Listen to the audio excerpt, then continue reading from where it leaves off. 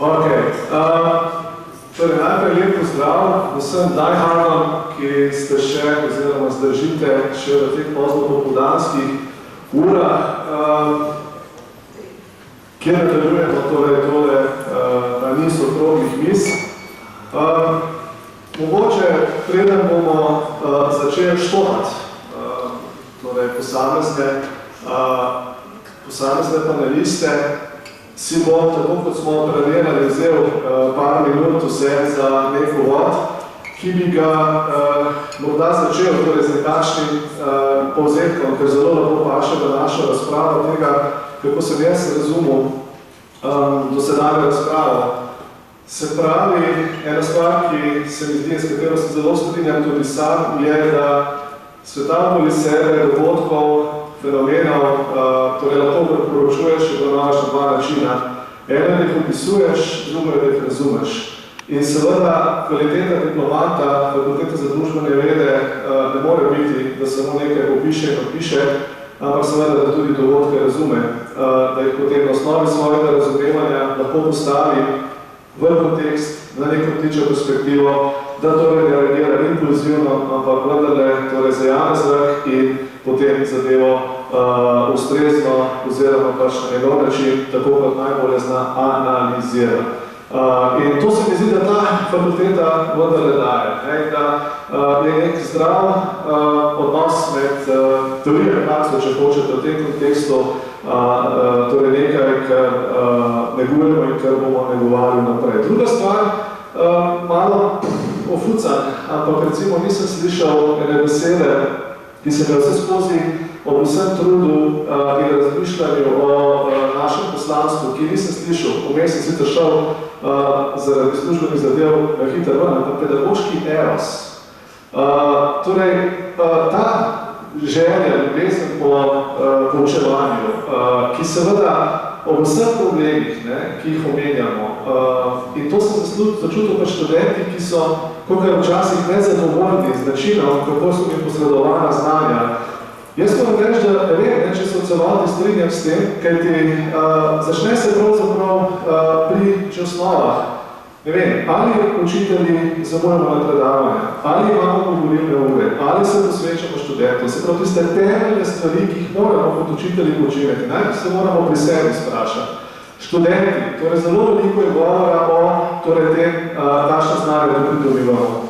Zdaj, kaj delajo študenti, ali hodijo na predavanja, ali dejansko delajo seminarske naloge, ali se trudijo pri vseh teh svojih aktivnosti. To so vse se mi zdi stvari, ki so pomembne, in s tem bomo zdaj prišli na našo temo, ki so pomembne tudi za razpravljalce, ki jih bom zdaj predstavil. Namreč v končni fazi gre za to, kaj se študent nauči. In veliko, kad se mora študent sam, tudi če so razmere neugodne, potruditi in dati največ od sebe. Enako velja za učitelja, tudi če so razmere neugodne, mora zaradi poklica, ki ga ljubi početi, da tako to, med drugim seveda vzgajati tudi kompetence diplomanta fakultete za družbene vede. Te kompetence so, kot sem že načel, in to smo tudi v delovni komisiji Karpa pogosto poudarjali, so tudi sposobnost misliti, razumeti, teoretska spoznanja oziroma znanja so izjemno pomembne del kompetenc, ko nismo že nekaj slišali. Zdaj se bomo pogovarjali o nekaterih elementih kompetenc, ki, če zelo grobo rečem, jih lahko nekdo prime in jih lahko na nek način tudi dokazuje. Pri tem še enkrat poudarjam, to smo tudi v naši komisiji poudarjali, ne gre za primarnost enih napram drugih, ampak dobro je, da se o njih podučimo, oziroma o njih razmišljamo, kajti študente na informativni del po njih sprašujejo. In v tem kontekstu moram reči, da se zelo vesel s kakšnimi gosti, pravzaprav oziroma s kakšnimi panelisti bomo to načeli. Torej, ta telozna konferenca bo pripravila prispevek statistiko na nek način, ki seveda v marsiče plemenitijo to fakulteto. Mitja Hafner-Fink, dolgoletni negovalec družboslov, torej metodologije na tej fakulteti. Kdo drug, če on bi lahko povedal in bo povedal v 5 minutah, zakaj študenti potrebujejo metodologijo. Lektorica Mojca Jarc, angleščina, torej in tudi sicer tuji jeziki, dolgoletna lektorica na tej fakulteti, skoraj bi še rekel institucija, sam ne bom. Potem seveda Mirjam Kotar zaslužna pravzaprav za to, da smo mi po kvaliteti pridobivanja baz podatkov, znanja, akumuliranja znanja tukaj smo. Torej oseba, ki se je nekoč dobila neko nagrado za prispevek tej fakulteti, ki se je vsekakor zelo zasluži. Slovenščina, danes je bila že omenjena. Jaz mislim, da je zelo pomembno, da se pogovarjamo tudi o tej kompetentnosti, da vidimo, če saj znamo, oziroma da se samo kritično tudi učitelji vprašamo, da znamo sploh vece postaviti. In končno študent, ki nadomešča Oto Verdina, vašega Jurema. Torej, on bo pa nekako predstavil tisto, kar je Oto Verdina, ki se žal ni mogel udeležiti naše razprave zaradi bolezni, predstavil on. Torej, če pa začnemo, se pravi, Kate Loza, tvojih 5 minut se začne zdaj. Torej, preden jaz skušam odgovoriti na vprašanje.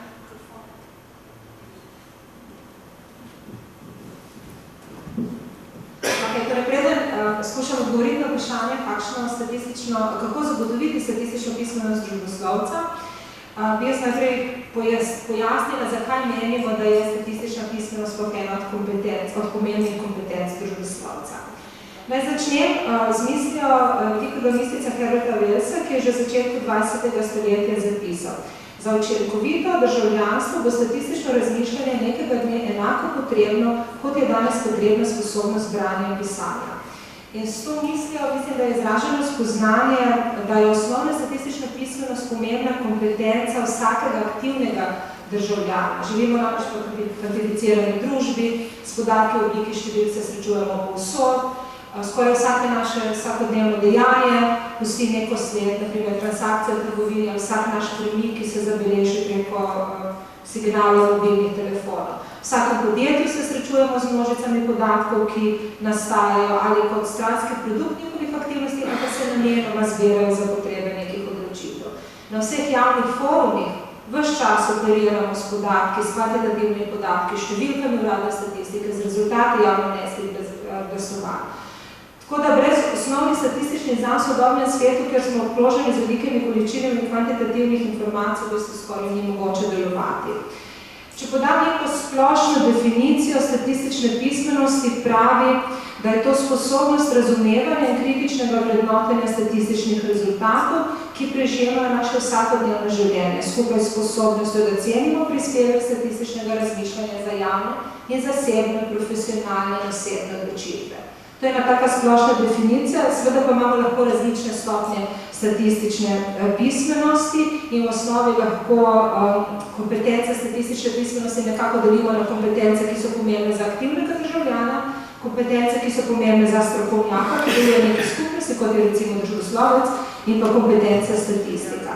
Za vsakega aktivnega državljana je v današnji kvantificirani družbi vsekakor pomembna sposobnost interpretacije in kritične evalvacije statističnih informacij, argumentov, ki slonijo na podatkih. Recimo, če navedem samo 2 primera, če beremo poročilo o brezposelnosti in če se je brezposelnost povečala iz 10 na 11%, moramo vedeti, da je to povečanje za 10%. Ne za 1%, kot se pogosto napačno interpretira. Gre za povečanje 10% v relativnem smislu. Ali pa, recimo, če smo zmerili podporo vlade v mesecu septembru, bila podpora vlade 9,6% anketirancev, v mesecu oktobru je vlado podpirala 10,1% anketirancev, to ne pomeni, da je podpora vlade zrasla. Čeprav bi to pisalo na naslovnicah časopisov, pač pa mora razumeti, da so to podatki zbrani na vzorcu, da je lahko zelo veliko slučajnih in drugih napak in da ta razlika pol odstotne točke ni nujno dejanska razlika. To, kar mora znati razumeti osnovni aktivni državljani, je pa le osnova in predpogoj temu, kar mora znati strokovnjak na kateremkoli področju, kot je tudi družboslovec. Ta mora tudi kritično razmišljati o statističnih podatkih, ki se jih uporablja kot dokaz pri argumentiranju. Zato ni zadosti osnovno poznavanje terminologije in postopkov, ampak je treba tudi znati brati, interpretirati statistične podatke v izjavah, anketah, tabeljah, grafih. Treba je znati razpravljati, skomunicirati svoje odzive na statistične informacije. Zato je potrebna pa tudi neka višja stopnja statistične pismenosti. Zdaj, mi se na javnost v okviru FDV obračamo kot na eno od pomembnih javnosti, eno od pomembnih skupin, kamor spadajo tudi novinarji, uradna statistika, politični odločevalci, ki lahko delujejo kot promotorji statistične pismenosti. Zdaj, naš konkreten predlog je, da se pri reakreditiranih programih vsekakor kot obvezne vsebine za programe na FDV na prvi stopnji ohranijo vsebine, ki jih zdaj pokriva predmet statistika, ker gre za znanja, ki jih mora imeti dejansko vsak aktivni državljan. Delno pa tudi znanja, ki jih mora imeti vsak strokovnjak na svojem področju. Zagotovo pa za nekatere programe to verjetno ni zadosti, pač je potrebno preko nekih dodatnih predmetov, skupaj s predmeti iz metodologije, kjer se rešujejo konkretne statistične probleme na različnih vsebinskih področjih, treba nuditi praktične izkušnje razumevanja statističnih podatkov in njihove interpretacije. Če zaključim, jaz mislim, da na trgu dela zaposlovalci zagotovo pričakujejo kompetentne družboslovce, ki vsebinsko razumejo probleme, ob tem pa imajo tudi ideje in znanje, kako s pomočjo analize ustreznih podatkov te probleme naslavljati in reševati. In jaz mislim, da je vloga FDV kot izobraževalne institucije v tem, da tako znanje ponudimo. Hvala lepa.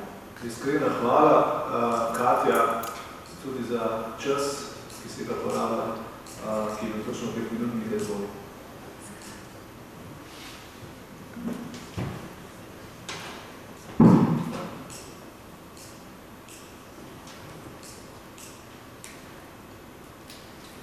Jaz sem v bistvu nekaj nadaljujem, tam, kjer je Katja končala in bom govoril o pomenu metodologije, metodoloških znanj, pri čemer treba seveda takoj razčistiti. Metodologija ni analiza podatkov. Metodologija je v bistvu spoznavanje procesa spoznavanja v družboslovju, v našem primeru. Torej, za začetek, mogoče samo en kratek pogled nazaj, kaj se je dogajalo z metodologijo v okviru študija na FDV-ju v preteklosti. Čisto kratko, začelo se je seveda s poudarkom na empiričnem raziskovanju, ki je bilo zelo pomembno v razvoju naše fakultete in je nekako se poznalo kot raziskovalno področje kot v študiju. Novoska reforma je pripeljala, kot smo že slišali, v specializacijo in tako naprej, in tudi morda do nekega paradoksa, v katerem se je potem zgodilo to, da se pogosto dogaja, da nam, recimo temu, zaposlovalci pravijo, da naši študenti imajo premalo, recimo temu, premalo splošnih znanj. Po eni strani smo pa sledi teži za specializacijo. Ok, ampak da ne bi zdaj preveč časa na tem zgubo, kje je tukaj metodologija? Zakaj je v tem primeru pomembno? Metodologijo lahko razumemo kot splošno znanje. In seveda tudi kot specialno znanje. No in njen ključni pomen, jaz vidim predvsem v tem, da pomembno pomaga pri preseganju zdravorazumskega mišljenja, o katerem smo že nekaj danes slišali. Kako? Namreč, mi sicer lahko rečemo, ok, zdravorazumno časno koristno in vsakdanjem življenju nam pomaga pri, jaz sem temu na nek način, na ta način, da je to življenje obvladljivo. Vendar seveda, ko pride v neke stroke, kot so družboslovne stroke, kot je politika, skansko novinarstvo, znanost in naprej, se seveda dogaja čudne stvari. Recimo, kaj sem samo en primer, razobitne, ko pravijo naši politiki, ok, ko delamo proračun, se treba državno proračun, se treba ravnati v tem, kaj počnemo v gospodinstvu. To je tak primer, jasno, vemo, kam to vodi. Ok, zdaj, kaj je tisto, kar pri metodologiji pomaga? Recimo, metodologija omogoča ali pa nekako razvija nekako skepso, dvom, ki je pomemben pri tem, kar je kolegica govorila, pri prepoznavanju kakovostnih ali pa nekakovostnih podatkov, recimo pa informacije. Daje nam neko rigoroznost v mišljenju. Daje nam razumevanje kompleksnosti družbe, ko raziskujemo, vemo, da je potrebno ne samo bivariatno gledati, ampak recimo multivariatno, da se pravi zelo kompleksni pojavi, so vidno rezultat kombinacije drugih pojavov. To so te neke vrste, recimo, te bolj splošne kompetence, ki igrajo metodologije. Praktične kompetence so pa že lahko te, recimo, logika, logično mišljenje, razumevanje koncepta povezanosti med pojavi, kaj je ročnost, kaj je korelacija, kakšna je razlika. Torej, prepoznavanje prepoznavanje kakovostnih ali pa nekakovostnih podatkov. Sposobnost načrtovanja nekih projektov, če priješ neko mini raziskavo, so nekako čisto načrtovanje. No in nedavne seveda ne smemo pozabiti, da če imamo univerzitetni študij, to metodološka znanja pomembna nekako tudi zato, ker pač ne študenti in doktorskem študiju neko podlago morajo dobiti. In še nekaj, fakulteta postane vredna tudi na trgu, o tem sem tudi že dosti slišal, torej na trgu, kjer študenti prihajajo na naše fakultete iz tujine in tako naprej, tudi na ta način, da daje študentom to vrstna znanja skozi predvsem vključevanje študentov v raziskovalno delo. Mislim, da povezovanje v raziskovalnem delu in študijem je tisto, ki tudi predpostavlja neka metodološka znanja študentov. No in kako to dosež? Na dveh ravneh. Eno je z nekim poenotenim usklajevanjem tega poučevanja, zaradi seveda čisto praktičnih razlogov, da vemo, o čem se pogovarjamo, ko se začnemo pogovarjati o nekih metodoloških problemih, da imamo isto terminologijo in tako naprej. Podlaga za to je neka teza o tem, da je metoda, želoslovna metoda, po eni strani sicer enotna, po drugi strani pa znotraj same sebe raznolika. Razčlenjena na zelo različne ravni, kaj se skozi razčlenjene v paradigmatskem smislu, torej od pozitivizma do recimo nekega konstruktivizma, pragmatizma, celo kvalitativne, kvantitativne metode, različne raziskovalne načrte in seveda metode v najmožnem smislu. No in to pomeni, da je smisel nek splošni metodološki predmet, ki bi to povezoval, ki bi nekako vsaj ta del pokrival. Naslednji stopnji bolj konkretne, recimo temu znanja, bolj poglobljene znanja, bi pa dali izbirnost, ki pa smo slišali, da je bila premada naše fakultete. Se pravi, posebni izbirni poglobljeni predmeti, ki se No in metodologija v tem smislu lahko predstavlja neko, recimo temu, ves, nek cement, rekel pa v tem reintegracijskem procesu, o katerem smo vam govorili. In na tej točki bi jaz zaključil, ki me že. Iskrena hvala, Mitja. Mojca tvoj.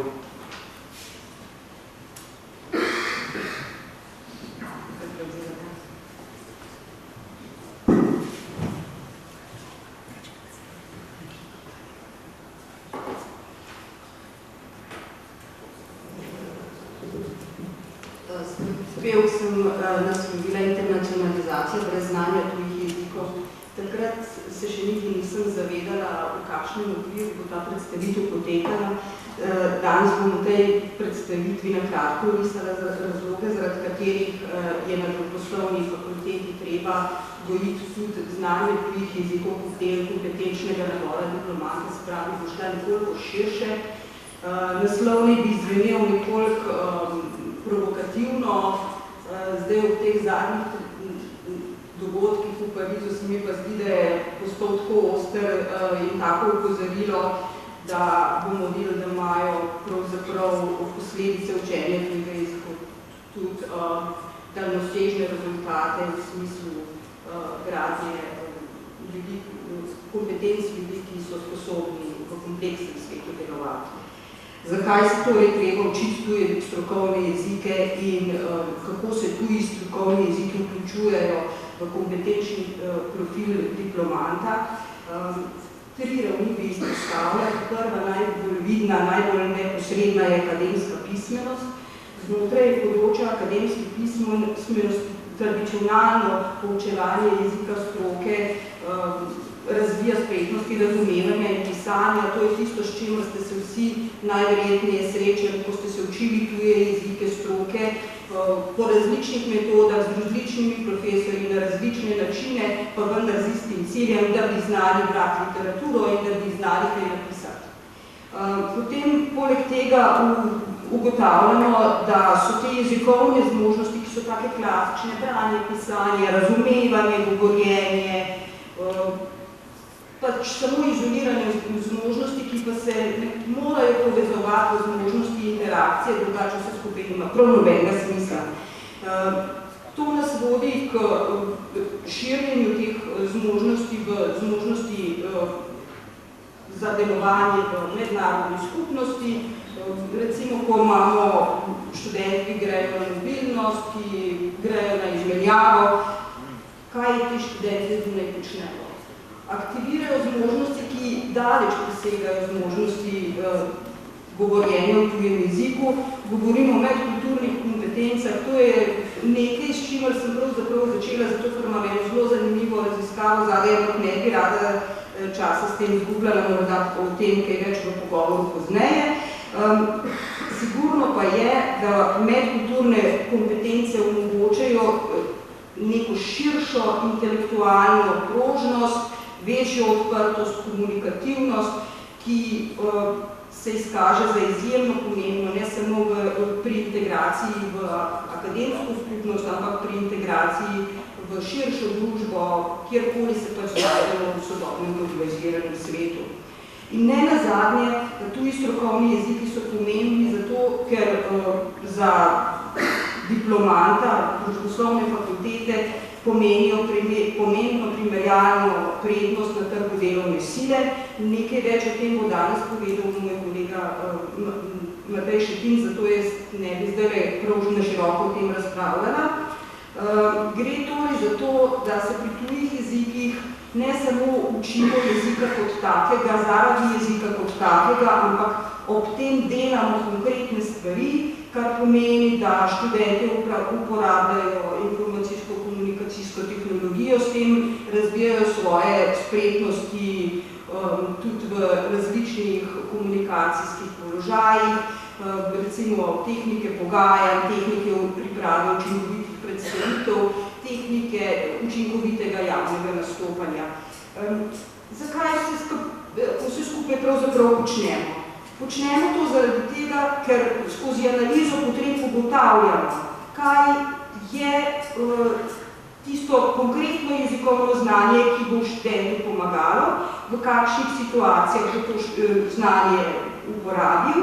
Z diskurzivno analizo ugotavljamo, kakšne so značilnosti tistega diskurza, na kar potem s povezovanjem v institucionalnih okvirih iščemo ustrezne partnerje, da te idejne projekte tudi uresničimo.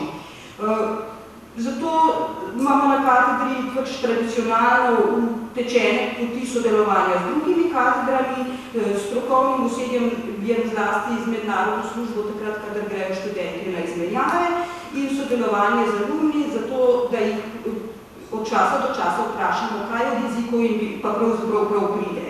In na osnovi tega načrtujemo, kako bomo tuje jezike integrirali v programe. Do zdaj je najverjetneje že jasno, da če bi se spraševali samo o tem, kakšna bo slovnica in katere besede se bodo morali študenti naučiti, to ne bi bilo potrebno. Potem se odločamo o načinih poučevanja in o načinih, kako bomo tudi študente in druge katedre informirali o tem. In ne sklenem zdaj zelo mislijo oziroma opazovanjem o tem, kaj se je do sedaj na procesu reakreditacije zgodilo. Zgodilo se je namreč to, da v prvi fazi so tuji jeziki nekako bili porinjeni v ozadje, zato ker smo se predvsem ukvarjali s finančnimi razlogi, kar je nujno. V drugi fazi smo se ukvarjali z organizacijskimi razlogi. Zdaj mislim, da je nastopil čas, ko se moramo začeti ukvarjati s kompetencami študentov, prestopiti na kvalitativno raven in se začeti pogovarjati o tem, kako bodo jeziki v resnici pomagali širiti boljši ugled fakultete in študentom tudi dodati tisto prednost, ki jo imajo kot študenti v Hvala, Mojca. Eno stvar sem vmes gotovo, da bi želel reči tudi pred tole snimajočo kamero, in sicer je ta stvar naslednja. Iskrena hvala tistim predhodnim govornikom, ki so še vedno tukaj in poslušajo govorniki, ki so za njim. Kar pomeni, da mi se zelo žal, da govorniki, ki so nastopali pred našimi, niso tukaj. Ideja tega družboslovnega dneva je, da se med sabo poslušamo. In moram reči, da je zelo narobe, da vsak pač, da smo nekateri odločili, da bodo povedali svojih moči. To mislim, da je zelo slabo. Nataša, izvoli. Torej, svoje izvajanje tukaj vidim predvsem kot nek tak dodat opomin, ki mi ga na tej fakulteti ni treba izreči z ostrim tonom. Opomin na eno stvar, ki se zdi samo umevno, pa je zato mogoče dobro, da nanje ne pozabimo.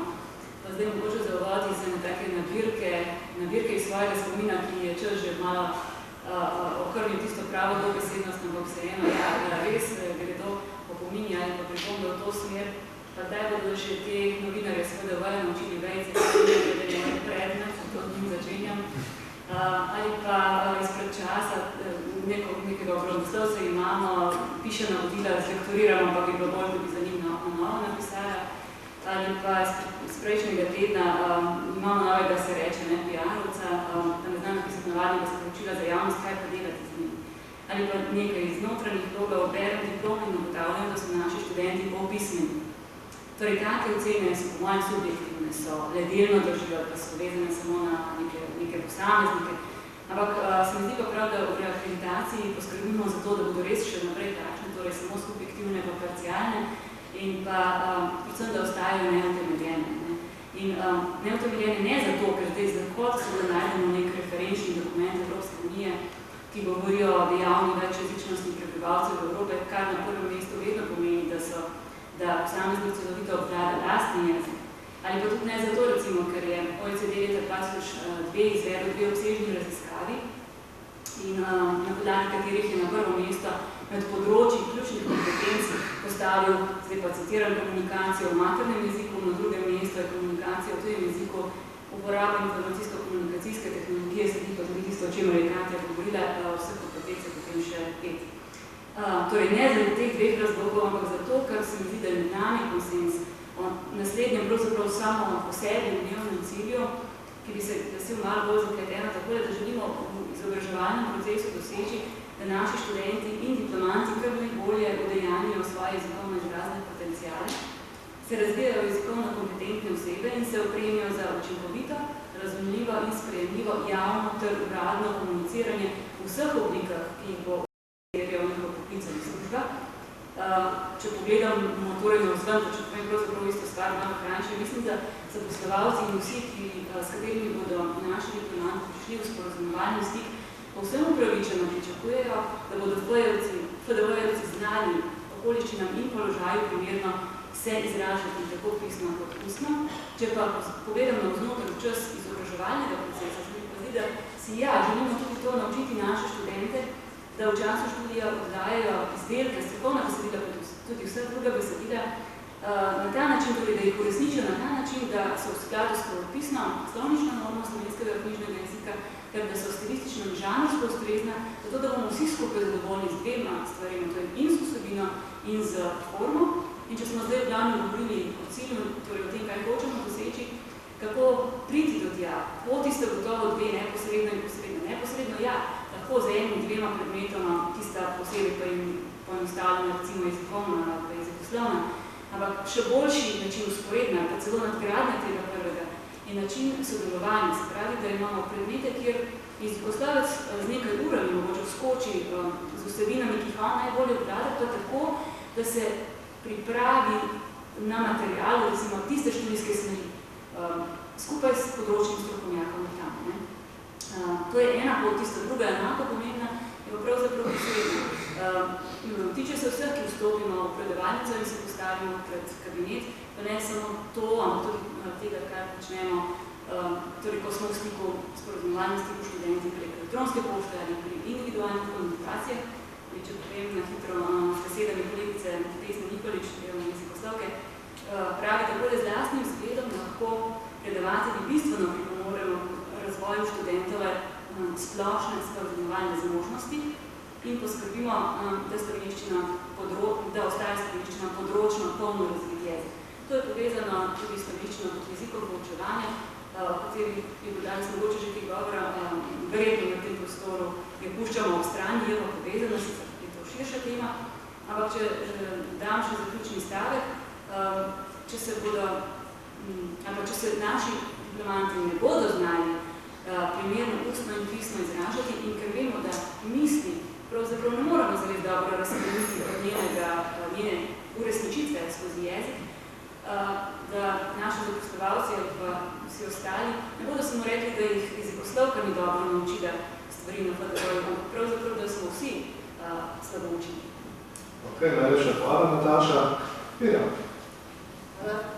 Lepo pozdravljam še v mojem imenu. Jaz bom v današnji predstavitvi po moje izrazito pragmatična, ampak ne bom pa si mogla kaj, da ne bi svoje FSPN-jevske dušice in bom pogledala tudi širše. Govorila in izhajala bom iz temeljnega poslanstva knjižnice, ki je, da podpira in zvišuje kvaliteto pedagoškega učnega procesa in tudi raziskovalnega procesa na naši fakulteti. Sicer smo danes nekaj slišali o tem, da je še vprašanje, kaj je kakovost na naši fakulteti, vendar z področjem knjižnično-informacijske podpore pravzaprav in v današnji predstavitvi bom predstavila, kaj se mi predstavljamo, s kakšnimi načini lahko prispevamo kakovosti. Na to, kakšna bo knjižnica leta 2020, bo vplivalo več dejavnikov, seveda zbirka, kadri, storitve, take stvari, kot so tradicionalno znane. Ampak jaz bi izhajala iz pravzaprav treh drugih konceptov, danes smo že veliko slišali o nekaterih od njih in to je skupnost, sodelovanje in tretji koncept, ki je za knjižnično dejavnost zelo pomemben, to pa je fleksibilnost. Kar se skupnosti tiče, jaz sem si zastavila vprašanje, ne samo danes, ko sem poslušala svoje predhodnike, ampak že predvsej časa nazaj, sploh po zadnjih nekaj letih na naši fakulteti, ali je fakulteta sploh skupnost, ali pa smo takšen zbir atomiziranih enot, ki skrbimo vsak za svoje storitve, produkte, uporabnike, ki med sabo pač sodelujemo bolj ali manj. Ali smo naša fakulteta okolje, v kateri se lahko izražajo inovacije, te pač povzemamo koncepte iz literature o upravljanju in so pravzaprav zrasli na mojem zelniku. Skratka, ali smo okolje inovacij in ali smo sposobni uveljavljati inovacije, ki pravzaprav niso več nič nekaj novega. Ti trendi v visokošolskem izobraževanju so že tukaj, od alternativnih izobraževanjih oblik do IKT-ja, informacijsko-komunikacijskih tehnologij novih. Skratka, smo tega sposobni ne samo absorbirati, ampak tudi morebiti voditi razvoj na tem področju. In zdaj smo pri tretjem elementu, kakšno okolje smo, ali smo okolje dialoga vseh udeležencev v naših procesih, ali smo razvojno naravnani, ali smo sposobni strateškega razmišljanja. To so bila moja izhodišča za moje razmišljanje. Kar se knjižnice tiče, knjižnica je že tradicionalna skupnost. Smo skupnost navznoter, jaz sem seveda tudi del skupnosti navzven. Smo krožišče uporabe in gradnje znanja, kolega danes je rekel, da smo skladišče znanja, tudi to smo, tudi skladišče znanja smo. Rada bi rekla, da smo tudi več kot skladišče znanja v analizi o pogojih za raziskovalno delo v Republiki Sloveniji. Iz leta 2013 so knjižnice in informacijski viri navedeni na drugem mestu po pomembnosti, kar se tiče pogojev za raziskovalno delo. Na prvem mestu je seveda financiranje raziskovalnega dela, na drugem mestu pa so knjižnice in informacijski viri. Jaz mislim, da je to nekaj pametnega za vzeti v obzir. Smo kot skupnost kombinacija fizičnega in virtualnega prostora, nismo hibridna knjižnica, smo tudi socialni prostor. In jaz bi rada povedala, da smo knjižnica na naši fakulteti tisti prijazni, neutralni prostor, kjer se lahko srečujejo pedagogi, raziskovalci, študenti in pa tudi širša javnost, smo javna knjižnica. Skratka, da na hitro povzamem, edina stvar, ki jo absolutno morate vedeti, je lokacija knjižnice. In zdaj ta stavek, ki sem ga zdaj navedla, ga boste srečali po vsem internetu kot zelo popularen stavek in vsi ga pripisujejo Einsteinu in je tudi citiran pogosto kot njegov stavek, vendar je to laž. To Einstein nikoli ni rekel, nikoli ni zapisal. In informacijsko pismen uporabnik interneta bi to znal najti. In to je ena od stvari, s katero se v knjižnici ukvarjamo. Tukaj sem pač pri drugem poglavju, pri sodelovanju. Ne bom naštevala vsakodnevnih oblik sodelovanja s študenti, pedagogi, v svojem prispevku se bom temu prav podrobno posvetila, tudi v promocijske namene. Skratka, jaz bi ocenila, da vsakodnevna sodelovanja potekajo dobro, na primarnem nivoju. Zelo pozitivno je, da ta sodelovanja potekajo dokaj brezšivno, skoraj da neopazno, kar je tudi slabost tega sodelovanja. Skratka, mnogim se zdijo te oblike sodelovanja samoumevne ali pa celo zastonj. Naj tukaj poudarim, nič ni zastonj. Vse, kar vi dobite na Google Scholarju, ni bilo zastonj, to so zbirke podatkov, za katere smo se mi na naši fakulteti registrirali in jih tudi plačali v taki in drugačni obliki. Ampak poleg teh problemov bom izpostavila en drug vidik najrazličnejših sodelovanj študenti, pedagogi, raziskovalci. In to je, da so ta sodelovanja odvisna od interesa posameznikov in to pa se mi zdi slabost na naši fakulteti. Odvisno od interesa posameznikov, po eni strani je interes zelo velik pravzaprav. Mi na fakulteti oziroma na Univerzi v Ljubljani se beleži uporaba zbirk podatkov in se strani FDV-jevcev, se pravi študentov in raziskovalcev pedagogov, zaposlenih na naši fakulteti. FDV-jevci smo največji uporabniki zbirk podatkov na celi Univerzi v Ljubljani. Vključno z NUK-om, vključno s CTK-jem in vsemi ostalimi fakultetami in knjižnicami smo FDV-jevci največji bralci torej. Torej interes je zelo velik, kar je dobro. Ali pa to tudi pomeni, da na fakulteti vzgajamo kritične informacijsko-pismene posameznike? Jaz upam, da je tako. Imam nekaj predlogov, kako bi v tem smislu lahko nadaljevali še bolje. Informacijsko-pismen študent je definiran tukaj v tej drobni knjižici, ki je tudi seveda spletno dostopna. Prevedli smo standarde, mednarodne standarde informacijske pismenosti v visokem šolstvu. Konkretno na naši fakulteti imamo nekaj dobrih primerov sodelovanja z pedagogi, kjer elemente informacijske pismenosti mešano poučujemo, tako kot je približno pri jezikovnem poučevanju, gremo informacijski strokovnjaki v razred in z nosilcem predmeta sodelujemo pri tematikah, ki jih mi dobro obvladamo. To so informacijski viri. Predmet Komisije za samoocenjevanje kakovosti je bil tudi ta, da fakulteta uvede obvezni predmet za vse študente prvega letnika, kjer bi se pokrile med drugim tudi vsebine informacijske pismenosti. En primer je, kot je približno predmet osnove znanstvenega pisanja. To je tudi možen model. Možen model uvajanja teh vsebin je tudi uvajalni teden za bruce, ki bi bil obvezen in v katerem bi jih uvedli, vsekakor ne pokrili v globino, ampak uvedli detajle informacijske pismenosti.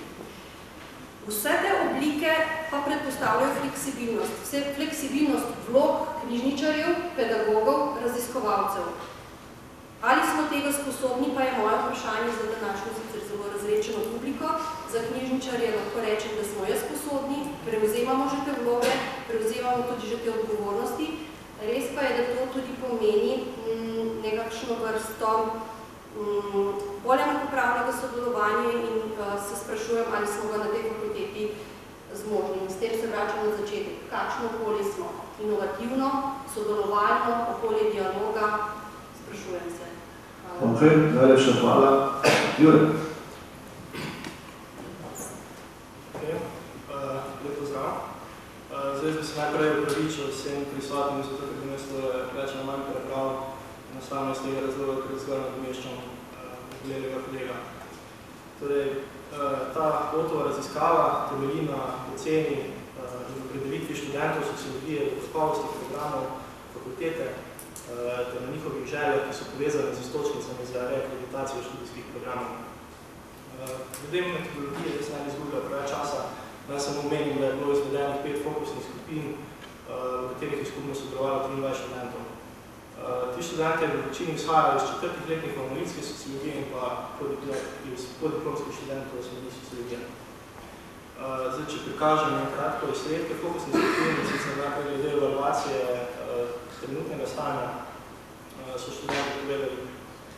Večina je sicer kot pozitivno lastnost izpostavila pridobivanje kompetenc pisnega in ustnega izražanja, vendar si želijo manj seminarskih nalog, ki pa so hkrati bolj obsežne in poglobljene, ter s katerimi bi lahko upravili obveznosti pri vsaj 2 predmetih hkrati. Pri tem je bilo posebej izpostavljeno povezovanje vsebinskih in pa metodoloških predmetov. Do sedaj je bilo mogoče večino seminarskih nalog pisati popolnoma teoretičnih, zaradi česar se študenti niso dovolj izurili v pisanju empiričnih nalog, kar se pokazalo, da so imeli potem težave pri diplomski nalogi. Študenti menijo, da bi bilo nujno, da so predavanja podkrepljena z veliko primeri in z diskusijo. Kritični so bili do tistih predavanj, kjer predavatelj zgolj bere z prosojnic. Za te prosojnice so vsekakor zaželene, vendar bi morali vsebovati le ključne besede. Kar so opozorili tudi, da profesori na prosojnicah naredijo veliko pravopisnih napak, kar lahko ima posledice na izpitu. Prav tako so študenti kritični do obravnave aktualnih tematik. Tudi takrat, ko se aktualna problematika obravnava, je fokusirana le na evropski in ameriški prostor. Z vidika pridobivanja praktične uporabnih znanj in z vidika spodbujanja kritičnega mišljenja bi bilo dobro, da bi upravili več terenskega dela in da bi se učni proces povezoval z različnimi raziskovalnimi centri na fakultetih. Kar se tiče upravljanja študijskih obveznosti, se večini zdi, da je na FDV neustrezno ocenjevanje sistemov obkroževanja ABC. Poleg tega si želijo tudi več ustnih izpitov in pa pri ocenjevanju seminarskih nalog si želijo povratne informacije in pisne ocene. Če se premaknem predlogom za prenovo. Za večino študentov pozdravlja prehod na sistem 3+2, saj po njihovem mnenju magistrski študij trenutno sam sebi namen ali pa je namen, da se do diplomske študente obdrži še 1 leto. Ob večji prehodnosti med različnimi programi in fakultetami bi morali poskrbeti, da ne bi prišlo do ponavljanja osnovi. Predlagajo bodi si sprejemne izpite ali pa da profesori pripravijo skripto repetitorij s temeljnimi znanji, ki jih morajo študenti usvojiti, da lahko nemoteno sodelujejo pri predmetu. Če bi šla fakulteta na sistem 3+2, bi bilo za študente najbolj optimalno, da bi se do diplomskih študij osredotočil na temeljna in bolj splošna znanja, medtem ko bi bilo dobro, da se na magisteriju da so možne bolj specifične usmeritve.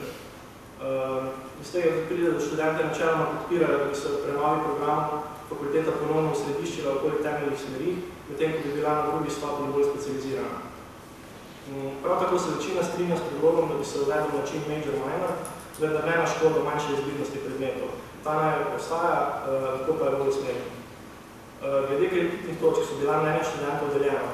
Večinski del bi si želel različno število kreditnih točk po predmetih, glede na zahtevnost in pomembnost predmeta, ali pa po kriteriju, ki loči med obveznimi in izbirnimi predmeti. Vsi študenti sociologije so se bili enotni, da bi si želeli več in bolj organizirano obvezno študijsko prakso s strani fakultete. Nekaj študentov je predlagalo tudi, da bi s prakso začeli že v prvem letniku oziroma da bi jo opravili vsako leto tekom študija. Praksa bi se lahko povezovala z raziskovalnimi centri fakultete. Zdaj, nažalost so rezultati te raziskave omejeni zgolj na mnenje študentov analitske sociologije in podiplomske sociologije, zato pa menim, da bi bilo za fakulteto najbolj koristno, ampak tudi nujno potrebno, da se ta podobna raziskava opravi tudi na drugih programih in oddelkih in pa da se v raziskavo vključi tudi doktorske študente. Hvala. Ok, najlepša hvala. S tem odpiram razpravo, komentarje, karkoli, kar bi želeli odpreti z našimi panelisti. Zadnji mikrofon, tako da...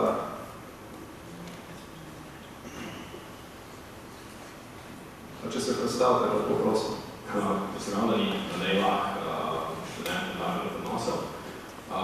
Zdaj, meni se zdi, da je znanje tujih jezikov ena izmed res ključnih prednosti, ki imajo informanti te fakultete, tako kar se tiče samega študija, kot pač nekaj konkurenčnosti v nadaljevanju kariere, tudi glede na nekaj vse večje globalizacije v svetu.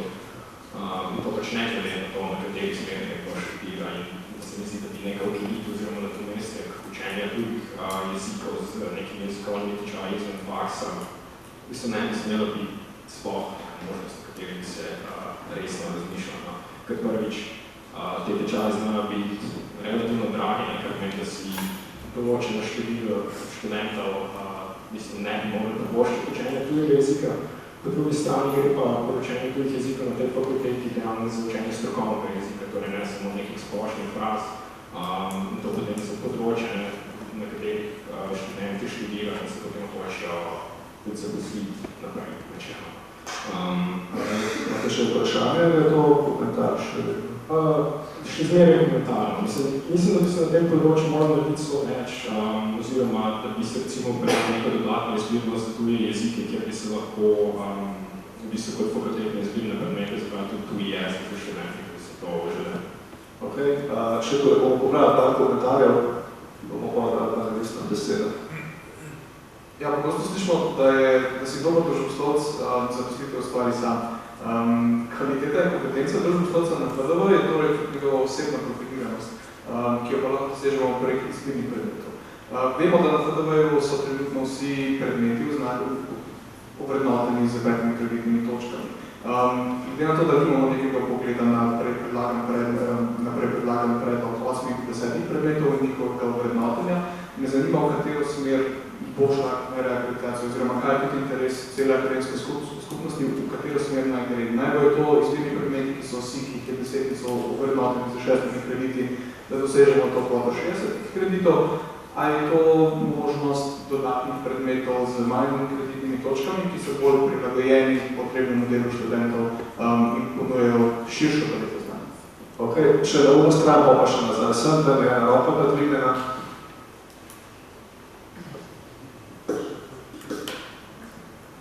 Povremo pa še nazaj na mojo.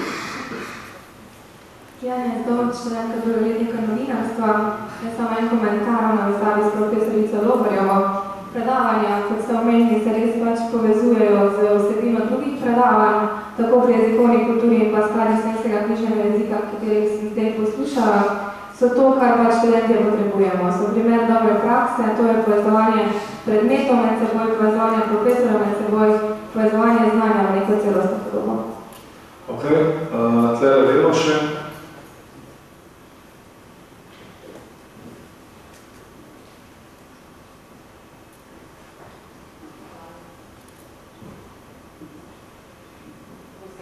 Jaz imam zgolj komentar, ker vas bom morala verjetno predčasno zapustiti. Oglašam se kot skrbnica študija Evropske študije, ki je fakultetni študij in kot smo tukaj slišali, polno kompetenc in veščin, ki jih študenti na vertikalni ravni pridobivajo, torej na različnih programih na fakulteti in to dela FDV-jevca, ne glede na to, na kateri programu je.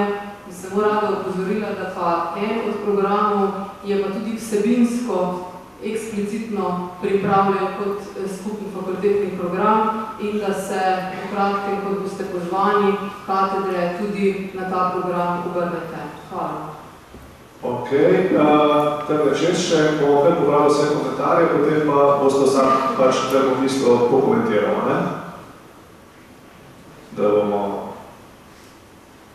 malo ekspeditivni, ker če ne bo naslednja skupina nam ušla. Študent Evropskih študij. Kot smo že povedali, izbirnost je nekaj dobrega, kar ima naša fakulteta. Mislim pa, da je interdisciplinarnost še vedno ena neizkoriščena priložnost za razvoj te fakultete. Recimo bom čisto plastično povedano. Naprimer, pri osnovah znanstvenega pisanja, kjer bolj neke veščine osvajamo, bi se lahko povezali recimo s kakšnim bolj strokovnim predmetom, kot so naprimer Evropske institucije ali pa kaj podobnega, in potem bi lahko verjetno tudi pri OZP opisali neke stvari, ki jih potem lahko pri Evropskih institucijah uporabljamo.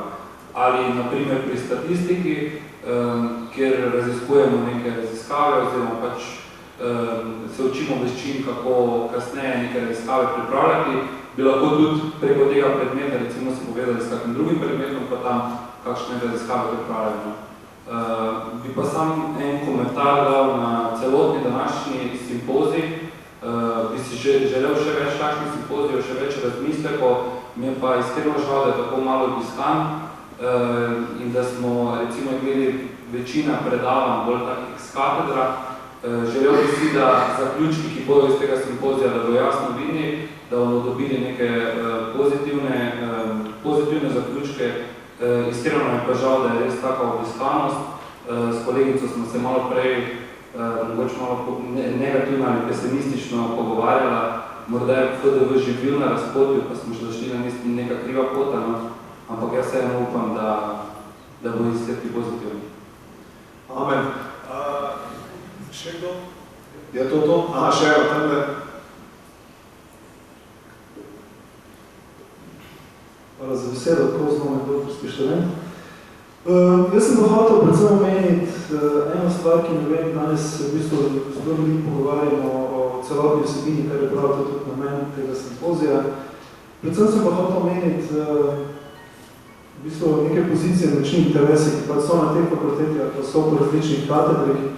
In jaz mislim, da je to eno od problemov te celotne reakreditacije. Danes se pogovarjamo vsi o kvaliteti, smo pripravili, bom rekel, en kup dobrih prispevkov, se pogovarjamo o različnih vsebinah, se pogovarjamo, kaj je kvaliteta, skratka, bom rekel, naslavljamo prava vprašanja. velikrat se pa vse skupaj zatakne pri nekih pozicijah, močnih interesih, ki so na te fakultete, pa so v posameznih katedrih, ali so v posameznih nosilcih. In zaradi tega pa to vidim kot enega glavnih, tistih stvari, ko bo verjetno na koncu bistveno, pa zelo konkretno vplivalo na to samo reakreditacijo. Zato je to tudi mislim, da je to eno od argumentov ali razlogov, zakaj je udeležba to nizka, ker verjetno vejo, da se bo stvari še naprej dogajali, oziroma da se tudi na nekih drugih agorah te zadeve pogovarja.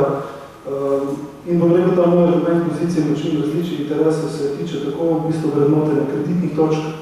Jaz mislim, da na enakvi smo še kdo že povedal, da torej 5 kreditnih točk za vse predmetov naravno ni v redu, pa načeloma ni v redu. Ampak tukaj imamo verjetno težko kaj predlagati, zato ker verjetno bo najprej prišli do konflikta, kateri predmet ima kakšno težo. Potem so tukaj, ne vem, včasih imamo občutek, da se pogovarjamo o tujih jezikih, strokovnih praksah, knjižnicah, ko so bom rekel neke elementarne zadeve, pa bom rekel vse študenti prepoznavajo kot elementarne zadeve, pa metodologijo in tako naprej. Danes pa tisto imam že skoraj občutek, da moramo braniti te zadeve, zato ker, ne vem, so pač interesi, ne vem, verjetno nekje druge, oziroma zato malo danes napravljamo te teme, zato da se pač gre preko teh interesov. Potem tudi, kar se tiče sinergije in v bistvu povezovanja kateder z predmeti, si želim, da bi šel v bistvu, sicer smo se pogovarjali o tem, ali po fluidnosti pojma kvaliteta, ampak si želim, da bi v bistvu vsa ta povezovanja šla v smeri kvalitete, če je to vidni podprav, bi treba očitno definirati, verjetno čim prej, če je glavni, bom rekel, moment te reakreditacije kvaliteta, ampak mi je strah, da bo spet šlo po nekih interesih povezav, oziroma da se bojo te predmeti medkatedrski povezovali tam, kjer so pa spet interesi, pa so določeni ljudje, pa zelo konkretne osebe, ne pa posamezno, bom rekel, težji kvalitete. Verjetno pa podobno gre, ko se pogovarjamo o kadrih, ali pa bom rekel, ker je bilo izhodišče, študentski svet je v bistvu takrat imel stališče, da absolutno treba je delati s temi kadri, ki so danes tukaj, pa v bistvu z tega maksimalno potegniti. Ne more biti pa to glavni argument ali pa glavni podstat celotne reakreditacije. Tako da bi v bistvu kot komentar, pa predvsem mogoče dekano te fakultete položil, da tudi to je treba upoštevati pri procesu reakreditacije, torej pozicije moči, ki so pa vzpostavljene na te fakultetnih hkrati interese. Ok, še komentar. Če ni, potem predlagam, da gremo kar v istem vrstnem redu, od kate naprej, kakršnakoli refleksija, če kaj, bilo so glavne komentarji, dolgo veliko vprašanj, tako da če imaš slučajno kaj za dodati, karkoli. Mogoče to v zvezi z izbirnimi predmeti, je nekaj, na čem mislim, da moramo še delati. Jaz mislim, da bi vsaj ta prvi predlog, kar pa je izbirno zelo omejil, drugi predlog, kar pa, po kateri smo podelali simulacije, sicer malo povečal izbirnost, ampak nikakor ne v taki obliki, kot smo imeli zdaj. V taki obliki, kot imamo zdaj, pa tudi vemo, da ima kup težav, od skoraj da neizvedljivosti prekrivanja urnikov do tega sistema, da se izbira bolj po principu, kdo prvi pride, prvi mene, imamo potem veliko nezadovoljnih študentov, ki imajo izbrane predmete, ki v resnici ne zanimajo. Tako da skoraj bolj kot problem količine in ponujenih izbirnih predmetov, tukaj je problem način, kako lahko te izbirne predmete študenti izbirajo. Kar pa mislim, da o tem se sploh še nismo nikoli pogovarjali, ne vem, če je zdaj to tudi za odpirati, ne. Druga pa konkretna pripomba v zvezi s povezovanjem poučevanja teh temeljnih kompetenc, teh splošnih kompetenc, o katerih govorimo na v tem panelu in pa vsebinskih predmetov. Jaz to seveda zelo podpiram. Izkaže se pa pogosto v praksi, da je seveda to zelo težkočeno, vsaj v smislu recimo konkreten primer osnove statistike, kjer predmet pripravljamo za vseh 13 programov, kjer se učimo, kjer je seveda zelo težko zdaj narediti kakršnokoli povezovanje z drugimi programi, ker to pomeni povezovanje z 13 drugačnimi drugimi predmeti. Hkrati pa tudi to, kar metodologije statistiki zelo dobro vemo, učenje nekih osnov statistike ali pa metod. Na zelo realnih problemih je verjetno kontraproduktivno, ker postanejo stvari hitro preveč komplicirane. Mi iščemo za začetek neke enostavne primere, na kateri se lahko ključne stvari da spoznati, razumeti.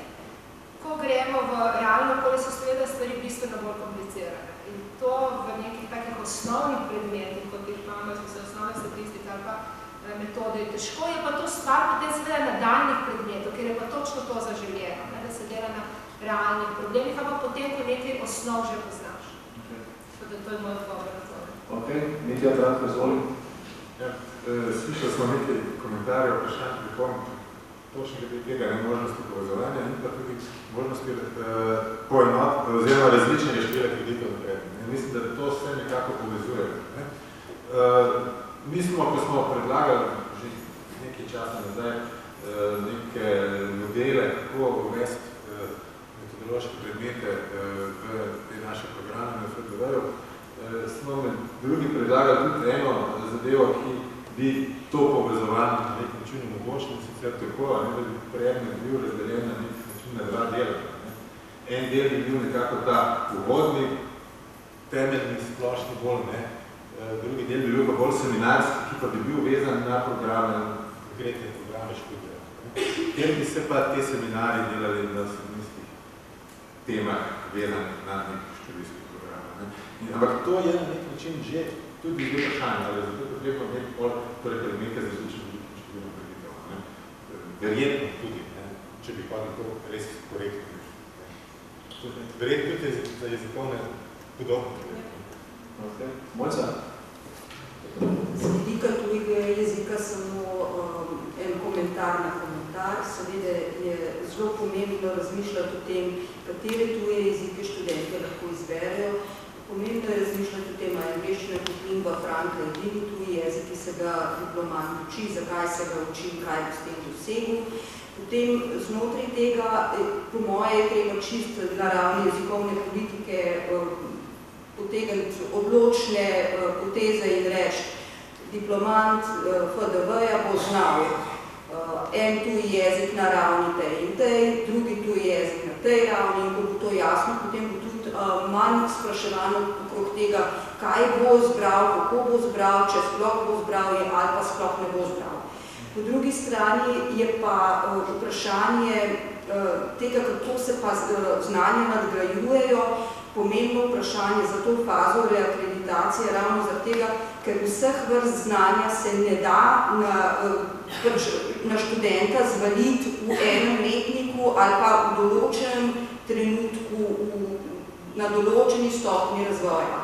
To se da samo ob zelo premišljenem planiranju tega, kaj študent zna pri drugih predmetih in kaj je smiselno in kakšne vrste povezav so smiselne na tisti stopni razvoja. Zato mislim, da nas čaka v tem trenutku še ne samo to matematično delo pa kvadratura kroga, ampak čisto konkretno vprašanje od stopne do stopne, kaj konkretno bomo počeli, s kom bomo počeli, na kakšen način, zato da bodo študenti tisto res dosegli, kar je tam tako lepo prej na tistih preglednicah pisali. Ok. Daša? Ne, samo hvala za komentarje, zato pravzaprav sem dobro seveda v taki razpravi, zelo aktivno sodelujejo študenti. Je pa samo to, kar je Jure prej povedal, prebral, res je, to take fokusne skupine, ko ste jih izvedli na anglitski sociologiji, to bi bilo res treba še nekaj, smo tudi so predvsem podati, ko razmišljamo o reakreditaciji. Hvala. Mene veseli, da pravzaprav ne samo dosedanje razpravljavce, ampak tudi med študenti je zelo jasno izražena želja po skupnosti. Nekaj, kar o čem danes vsi razpravljamo in sodelovanju. Rada bi pa izpostavila še nekaj, kar je bilo danes dvakrat omenjeno, tako bolj v alinejah, na kratko in nič razdelano. In to je, da nam sodobne informacijske tehnologije omogočajo marsikaj na področju inovativnih izobraževalnih oblik. Mi imamo še nobenega Luka, nimamo nobenega Spoka, video predavanja so redka. Marsikaj bi se dalo rešiti tudi s temi načini, z predpripravljenimi moduli za izobraževanje študentov, zdaj z področja knjižnično-informacijskih vsebin, se pravi o virih, je pripravljeno nekaj modulov, ki jih pedagogi lahko, e-modulov, ki jih lahko pedagogi vključujejo v svoje predavanja. Res pa je, da so te stvari delane na fakulteti, razvoj v to smeri bil delan zdaj tako nekako na prostovoljni osnovi, parcialno, na posamičnih primerih, imamo primere dobre prakse, se pa bo v prihodnosti na tem področju, mislim, da kar precej dogajalo. Kar se pa tiče fleksibilnosti, kot sem rekla, fleksibilnost vlog, ki jih imamo vsak na svojem področju, bi morala biti presežena na način, da sodelujemo med sabo precej bolj. Tudi knjižnična zbirka mora biti fleksibilna, kombinacija virtualne oziroma elektronskih zbirk z tradicionalnimi zbirkami, tukaj ima kolegica prav. V zadnjih letih smo zmanjševali nabavo znanstvenih monografij na račun vzdrževanja elektronskih virov, kar je bilo dobro v teh razmerah, kot smo jih imeli, bilo dobro, da smo uspeli ohraniti. Elektronske vire bo pa treba nadoknaditi zamudo tudi pri nabavi monografij. Kar se tega tiče, mislim, da imamo še nekaj dela na tem področju. V redu, največ hvala, Jure, zvoni. Jaz največ posebej ne bi se samo mogoče zahvalil tistim, ki ste se prej v publiki oglasili in malo popolnili, pa mogoče potrebili tale prispevek, povedali tisto, kar ni bilo mogoče povedati, kaj tako ni bilo. Najlepša hvala, torej moram reči, da ste tudi meni vsi dali kar veliko dela pri poročevalcu. Jaz sem presrečen zaradi tega, moram reči, tako da bomo tudi poribaril, da boste dali tele vaše osnutke zapiskov, ker se mi zdi, da je vse tale meni osebno na tale omizje pač pokazal, da seveda ta fakulteta ni kar nekaj, ampak da ima tudi kaj za pokazati in da je sposoben vsak, ki ima kaj za pokazati, glej, to sposoben povedati v 5 minutah.